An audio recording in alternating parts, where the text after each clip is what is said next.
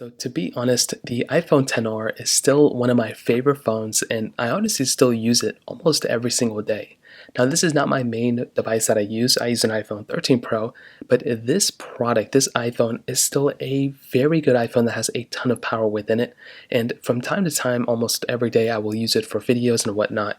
But the main reason why I end up using it is mostly because of its iOS updates.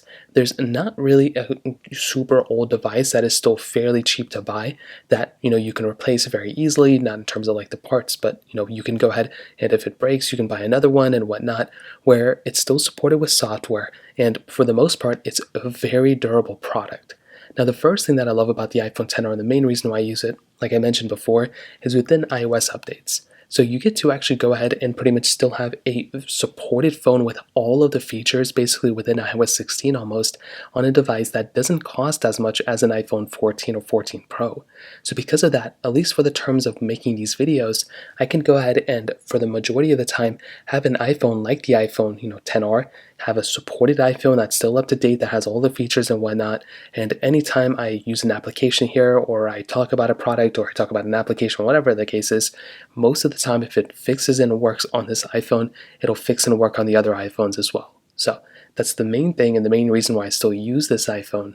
But if you look at the prices of these iPhone XRs, I mean, it is crazy how cheap these products are. So as you can see, I mean, in this case, it's probably not the best example, but you can even kind of get an idea of how cheap some of these iPhones are. I mean, there's $180 to this specific manufacturer. There's $206, but a majority of the time I've seen them for less than even all these prices that I'm seeing right here. So that is another big thing. Whenever I have an iPhone, I don't want to feel uncomfortable using it because it's about to break or anything even remotely close to that. So with something like an iPhone XR, I don't feel like that's the case, which is honestly something that's really, really cool. Now, on top of that, I think the build quality of this iPhone is still very, very good. So even if I had to use this iPhone on an everyday basis, I think that would be totally okay. I think I would have a perfectly fine time using it, to be honest.